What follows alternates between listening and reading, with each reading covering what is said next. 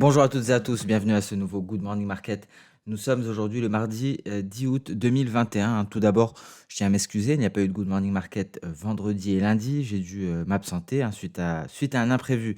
Alors, on va faire le point sur les marchés. Déjà, la semaine a commencé de manière relativement calme, hein, d'un point de vue du calendrier économique.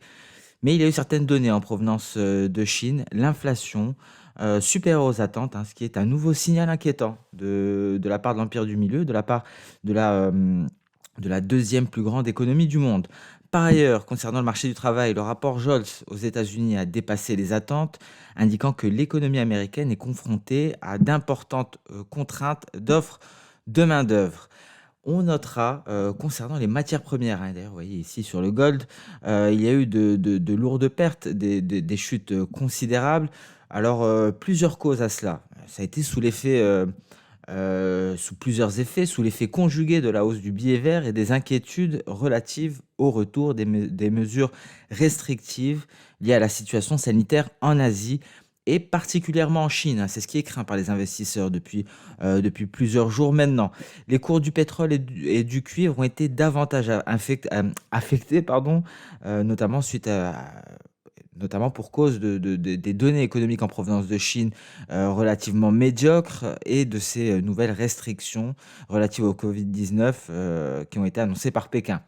Les cours de l'or et de l'argent ont connu un flash crash, hein, on le voit ici avec cette mèche inférieure. C'est un flash crash, un repli, très rapide avant de se ressaisir.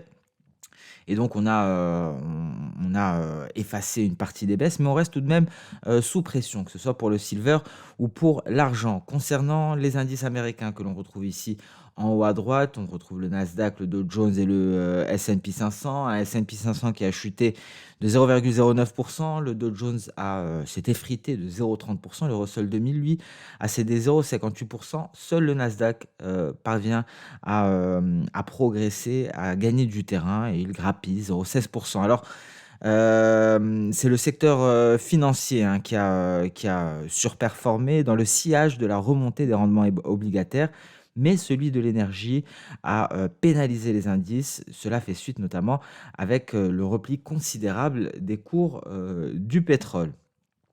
Concernant le marché d'échange, à présent, beaucoup de choses, hein. Vous voyez l'euro-dollar à 1,1736. Donc on a un dollar américain, un billet vert qui s'est renforcé par rapport aux devises majeures et pour cause.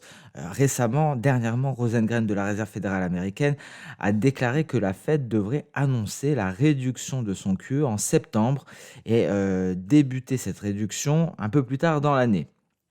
Donc concrètement, nous avons des anticipations d'un resserrement de la politique monétaire et un rapport sur l'emploi, il faut le citer, supérieur aux attentes, le rapport NFP qui ont soutenu le biais vert, mais également les rendements américains. Et donc nous le voyons ici, un euro-dollar sous les 1,1740 à 1,17, à 1,1738. Ce sont ses plus bas depuis avril.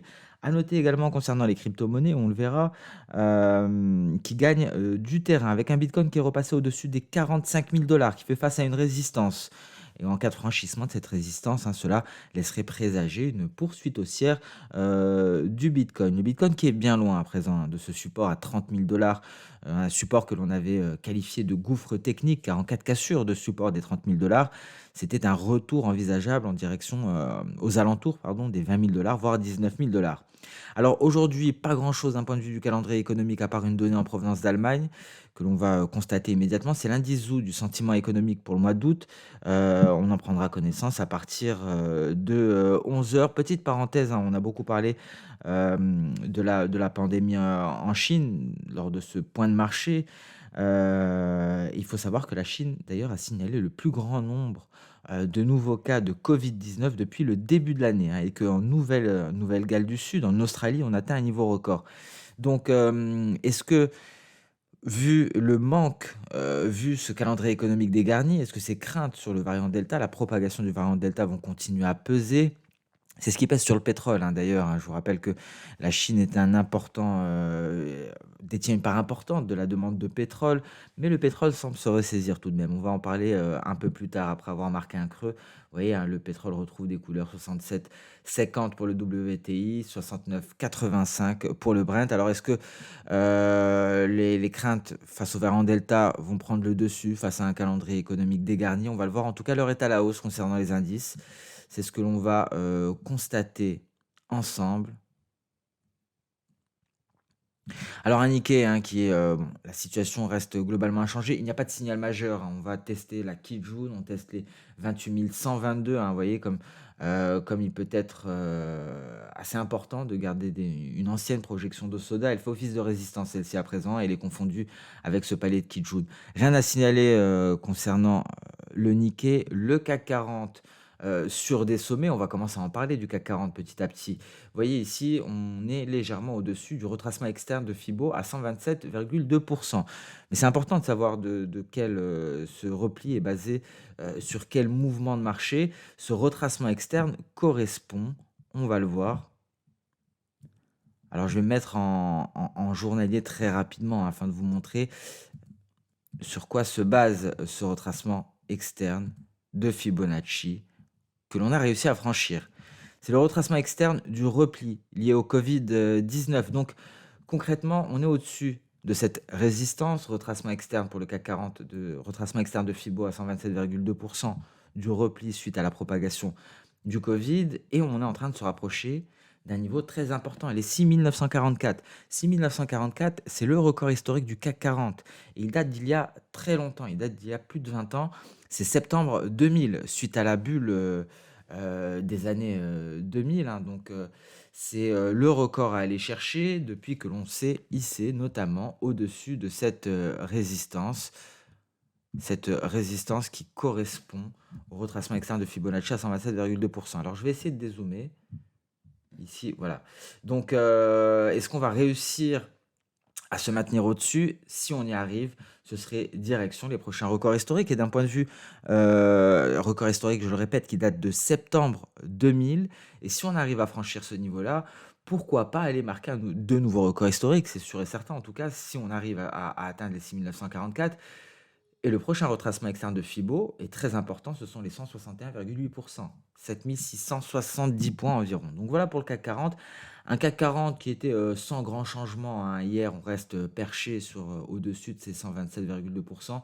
Ce sont plus ou moins les 6 800 points. Nous sommes à l'heure actuelle à 6 826 points. Voilà pour le CAC 40. On va commencer à s'y intéresser de plus en plus. Et pourquoi pas, hein, parler des valeurs bancaires françaises comme Société Générale, hein, qui est sur des sommets après une sortie de drapeau, ou les valeurs du luxe. Le DAX, alors on commence la séance dans le vert. Alors on est resté inchangé, hein, depuis plusieurs séances. Même si on est dans le vert, on n'évolue pas grandement. On fait face à cette résistance des 15 797, 15 800 points que l'on est allé chercher. On n'est pas parvenu à se hisser au-dessus. Donc on reste à flot. On est en train d'osciller aux alentours de la Tenkan, hein. Donc on attend un nouveau souffle, peut-être pour le DAX. On a une très belle projection d'Hosoda, hein, qui est issue ici de cette impulsion haussière. Très belle projection d'Hosoda qui nous donne un objectif à 15 973 points.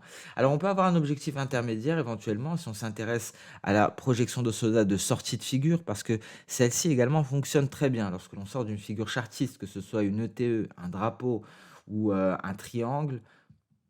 Ça nous donnerait éventuellement un objectif intermédiaire à 15 893 points. Donc il ne faut pas hésiter à le faire.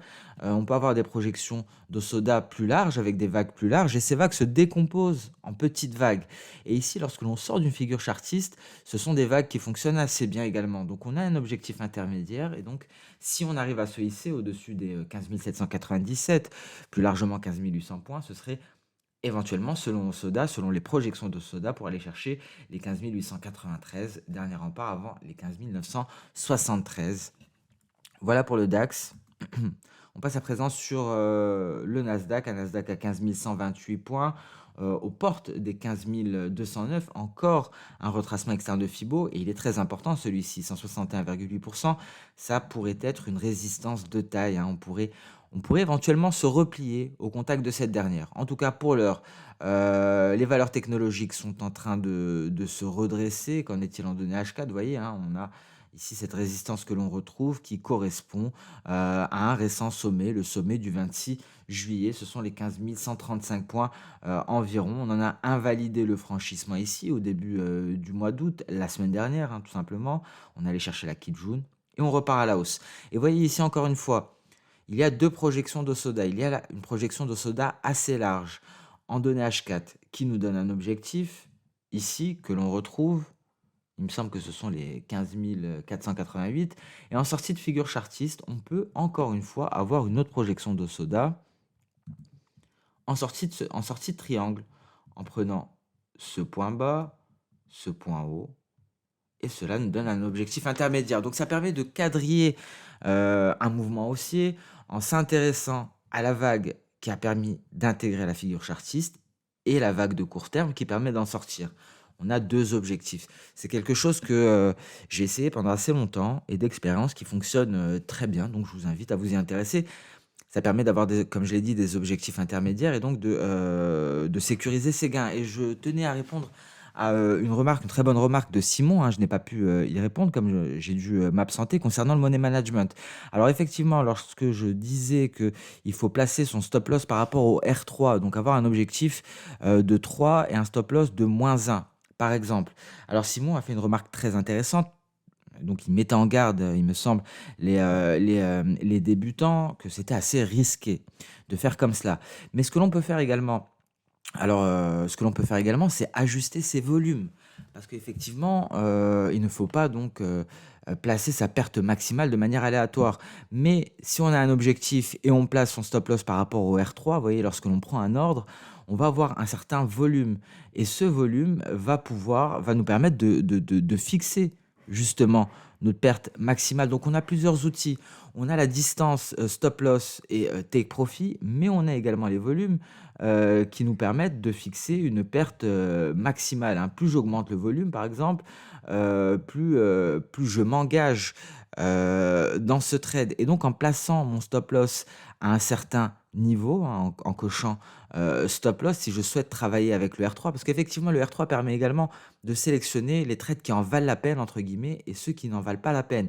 Lorsque je dis, par exemple, en Good Morning Market, ici, les perspectives sont haussières, mais le rendement, le ratio risque-rendement ne favorise pas les acheteurs. Ça se base là-dessus, justement. Ça se base sur le R3. Ça veut dire simplement que l'espérance de gain est trop faible par rapport à la perte possible. C'est-à-dire que la prochaine résistance, en cas de perspective haussière, est trop proche par rapport au support le plus proche, c'est-à-dire en cas de repli. C'est-à-dire qu'on pourrait perdre, les pertes sont trop élevées par rapport à l'espérance de gain. Je me base principalement là-dessus. Et donc, je souhaite, compléter ce que je disais la dernière fois et Simon fait très bien de commenter, car des fois je ne vais pas dans le détail, mais on peut, avoir la main justement sur ces pertes en agissant sur le volume. En augmentant le volume, on peut augmenter sa perte maximale et en le baissant, on peut, réduire, si je puis dire, son exposition avec une valeur de contrat plus basse, avec une marge requise plus basse, mais également un coût du point plus bas. Ici, par exemple, à 0,03 sur le Nasdaq, je suis à 50 centimes par point. C'est-à-dire, si j'achète et ça monte d'un point, je gagne 50 centimes.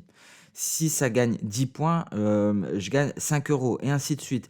Et on peut agir sur les volumes également pour calibrer sa perte maximale par rapport à son stop loss. Donc voilà pour cette petite précision. Je remercie Simon hein, pour son commentaire. Ça me permet d'apporter ce rectificatif, car effectivement, il y a plusieurs manières de voir les choses, mais je suis tout à fait d'accord sur le fait qu'il ne faut pas se baser simplement sur un ratio pour placer son stop loss. Il faut se baser sur son profil d'investisseur, il faut se baser sur son capital également. C'est selon son capital et selon ce que l'on est prêt à risquer, entre guillemets. Donc voilà pour cette précision que je tenais à apporter. Je souhaitais l'apporter vendredi, mais je n'étais pas en mesure de faire de Good Morning Market. J'ai dû m'absenter. Donc voilà pour la précision. Ici, on remarquera sur le Nasdaq, on a eu un signal d'achat. On a une Chikou qui devrait être, qui est sur le point de valider le signal d'achat. Donc peut-être une poursuite haussière pour le Nasdaq et cela, permettrait, de s'affranchir tout d'abord de cette résistance et peut-être d'aller chercher les 15 360. On passe à présent sur le S&P 500, pas grand-chose, on est toujours sur le haut, de notre, comment dire? De notre range ici et on a déjà un objectif aux alentours des 4 470 et on peut faire la même chose, hein, faire une projection de Soda car ici, cet objectif est issu de la vague qui nous a permis d'intégrer cette figure chartiste car un range est bien une figure chartiste et on peut s'intéresser à celle qui nous permet d'en sortir pour avoir un objectif intermédiaire. Le Dow Jones, on est, scotché sur les sommets, hein, malgré de légers replis, à l'heure, actuelle et donc est-ce qu'il y aura reprise haussière? C'est toute la question, hein, pour le moment. Pas grand-chose à signaler ici en données, intraday. Il faudrait réellement réussir à se hisser au-dessus des récents sommets pour espérer aller chercher le retracement externe de Fibo à 127,2 et je tiens à préciser, j'en reviens au money management, si vous avez des questions, n'hésitez pas à les poser en commentaire parce que c'est très important. Je parle très souvent de cette boîte à outils qu'est l'analyse technique. Dans cette boîte à outils, il y a également un outil complémentaire et c'est le money management et c'est vraiment à ne pas négliger. Encore une fois, on n'y met peut-être pas suffisamment l'accent lors de ces good morning market. C'est pour ça que je profite, vu que j'en ai parlé récemment, j'essaie d'approfondir avec vous cela. Ça peut être confus, pour des débutants, parfois des traders plus aguerris peuvent avoir des questions ou bien peuvent nous partager leur expérience car c'est un échange ici. Le but, c'est de partager nos expériences. Nous avons tous à apprendre, donc n'hésitez pas, si vous avez d'autres méthodes pour le money management, de les partager avec nos auditeurs en commentaire ou si vous avez des questions par rapport à ce que j'ai dit ou si vous n'êtes pas d'accord, simplement de le dire. Les commentaires sont faits pour cela et toute critique constructive nous permet d'avancer ensemble. Donc il ne faut pas hésiter à commenter. Concernant le Bitcoin, ici, nous avons, franchi une importante résistance et c'est peut-être un signal, de poursuite haussière. On a franchi cette moyenne mobile simple à 200 périodes. Par contre, en termes de validation, le mieux serait d'attendre le franchissement de cette, résistance, les 46 800, 22, c'est un palier ici que l'on retrouve, palier de SSB. Si on venait à le franchir, alors effectivement, la voie serait plus ou moins libre. Parce qu'en plus de cela, ce qu'il est important de noter d'un point de vue Ishimoku, parce qu'ici nous essayons d'avoir plusieurs outils complémentaires. Nous avons Ishimoku ici qui nous a donné un signal d'achat en sortant du nuage par le haut, mais on avait un trou d'air. On s'est replié et on repart à la hausse. Et le plus important, c'est qu'à l'heure actuelle, la Shikuspan a validé le signal. Donc, plusieurs signaux d'achat sur le Bitcoin. Tout d'abord, franchissement de la moyenne mobile simple à 200 périodes. Ensuite, validation du signal d'achat qui nous était donné précédemment par Ishimoku. C'est un signal d'achat que l'on a eu ici avec ce gap haussier qui date du 31 juillet. Et donc, pour vraiment avoir une confirmation pour les plus frileux, et même ce serait le plus sage, il faudrait attendre un franchissement de cette résistance. Et là, on pourrait s'attendre à une poursuite haussière au-dessus des 50 000 $, voire même 52 000 $. On passe à présent sur le marché des changes, car il y a sur le marché des matières premières, pardon, car beaucoup de choses, notamment avec ce flash crash du gold. Alors on passe directement sur le gold, on va parler métaux aussi, hein, notamment le copper. Donc voilà vous voyez, hein, ce qui est très important ici sur le gold, on est sorti du nuage par le bas. La dernière fois, c'est le gold en données hebdo. C'est un réel signal d'alerte. La dernière fois qu'on était sorti par le bas du nuage en hebdomadaire, vous voyez, la Chikuspan était à ce niveau. Elle avait franchi la Kijun. Elle avait encore cette fameuse moyenne mobile exponentielle à 50 périodes à franchir. Et c'est une moyenne mobile assez importante, hein. Vous voyez comme elle a agi comme support. C'est pour cela que je la garde en hebdomadaire. Parce que bizarrement, mes éléments Ishimoku vont également interagir avec. Vous voyez ici, ça a été un support, il me semble. Ici également, et la cassure de ce niveau a été un signal baissier à ce niveau. Et on allait chercher l'oblique haussière qui relie les différents creux. Alors, la dernière fois qu'on a eu, j'en reviens donc à ce que je disais concernant le précédent signal Ishimoku de vente qui est intervenu ici. C'était en février 2021. Signal de vente Ishimoku. Cependant, Shikuspan avait un obstacle avant le nuage, mais il avait tout de même une belle marge entre les deux. C'était cette moyenne mobile exponentielle à 50 périodes. Elle a refusé de la franchir, elle a rebondi dessus avant de repartir à la hausse. Donc, ce signal de vente n'avait pas été validé. Cette fois-ci, c'est différent.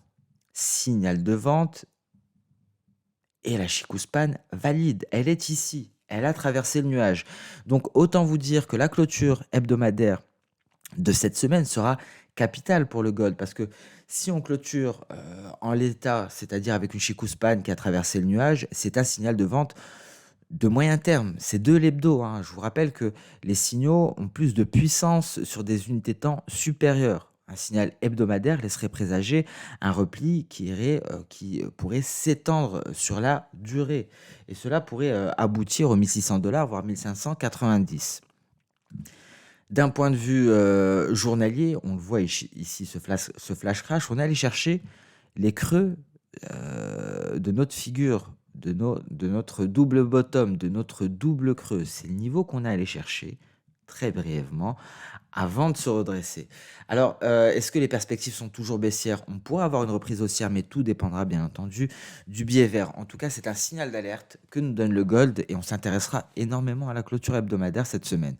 Alors, en intraday, cela ne nous apporte pas grand-chose de plus, hein. On a simplement le retracement de Fibo à 78,6% qui tient. Vous voyez Silver également flash crash, hein. On est allé chercher ici, les 27,2% avant de se redresser. Il faudrait donc se hisser au-dessus des 23,75 pour envisager un test éventuel de la Kijun. Alors, on va parler du pétrole, hein. Vous voyez ce pattern de retournement, c'est très propre et on est en train de se replier sur le pétrole. On a très peur pour la Chine, la situation pandémique est en train de s'aggraver. Ce ne serait pas sans conséquence sur la demande. En journalier, on est même sorti du nuage par le bas, même s'il y a encore notre nuage à franchir. En tout cas, l'heure est à la reprise pour le moment, hein, comme d'habitude pour le pétrole lorsqu'il y a un repli considérable. Mais on n'invalide pas les signaux baissiers. Vous voyez, on est toujours sous cette trendline, sous cette oblique haussière. Et c'est un signal de taille ici, hein, la cassure de ce niveau. Et vous voyez, on est allé très proche, hein, des 65 $ avant de se redresser. Ici, la Kijun pourrait être une résistance, sinon éventuel pullback en direction de l'oblique haussière. C'est un scénario qui arrive très souvent, hein, très souvent lorsque l'on franchit une telle oblique. On va la tester à nouveau, ici, par exemple. Ça coïnciderait avec les 61,8%. Donc l'heure est à la reprise pour les pétroles, que ce soit pour le Brent ou le WTI. Le café, on est toujours en état stationnaire dans ce petit range avec pour borne inférieure les 61,8% à 173 et les 50% qui correspondent à ma Kijun en palier, hein. Vous voyez, c'est extrêmement précis. Et ce sont les 181. Donc il faut la cassure d'un de ces deux niveaux pour envisager de nouvelles perspectives. On casse les 181, on part à la Tenkan, aux alentours des 188. Et si on casse le support à 173, alors là, le repli s'approfondit en direction des 162. On va peut-être en parler demain lors de la vidéo matières premières et fondamentaux. Ça fait assez longtemps. J'aimerais faire le point avec vous sur les comos. Alors, signal de baisse ici sur le copper, hein. Vous voyez, on est en train de sortir par ce drapeau par le bas. On en parlait, on l'attendait. Et donc, cela laisserait présager une reprise de la tendance baissière de fond, hein. Vous voyez, on a une tendance baissière de fond. On marque une pause, on casse par le bas, on est toujours dans le nuage, hein, on se maintient tant bien que mal dans le nuage. Peut-être un pullback, un retour aux 9540 avant d'approfondir le repli. Ou bien on a une projection de soda à 9150 ici. C'est très important, hein, de le signaler parce que si on n'arrive pas à se hisser au-dessus de la moyenne mobile exponentielle à 100 périodes, ici, donc on pourrait aller chercher les 9150 $. Alors j'en parlerai avec vous demain, hein. Il y a des craintes de grève dans des mines de copper. Donc on en parlera demain. Donc il y a des facteurs fondamentaux, hein, qui pèsent, hormis tous ces facteurs que l'on a énoncés en introduction lorsque l'on parlait, pardon, du contexte, de marché, notamment, sur les matières premières. Il y a ce facteur en plus fondamental, ces craintes, concernant l'offre, de copper, des craintes de grève et ça donc, on détaillera, on parlera de cela plus dans le détail, dès demain. Donc voilà pour le copper, on passe à présent sans plus tarder sur le compartiment du marché d'échange. Alors très intéressant le billet vert, hein. Je voulais voir avec vous cela.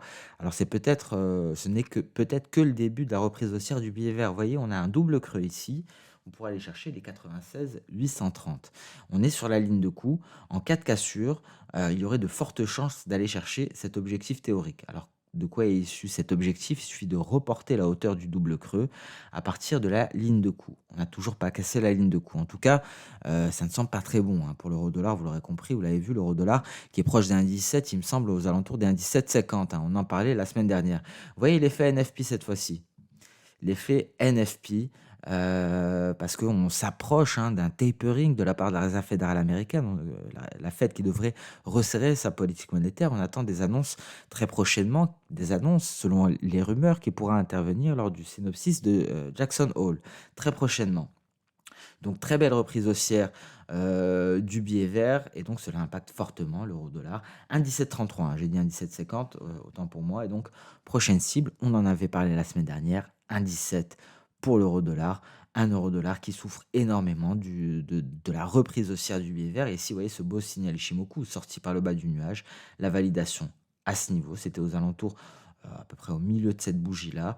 Et donc, à voir, hein, si le repli va s'approfondir. Tout dépendra du billet vert, hein. Il n'y a pas grand-chose aujourd'hui d'un point de vue calendrier économique. GBP USD, on se replie sous le poids de notre nuage, donc cette vague est invalidée. Alors je vais vous expliquer pour le coup la règle d'invalidation. On est passé sous le point C ici, donc cette projection au soda n'est plus d'actualité, hein. Ça arrive, hein, ce n'est pas une science exacte, le technique, et donc il faut savoir s'adapter au marché. Vous voyez, on se replie, peut-être pour aller chercher, éventuellement prochainement la Kijun. Tout dépendra à l'heure actuelle du billet vert, hein. Donc les 1,3776 environ, ça pourrait être une cible en intraday.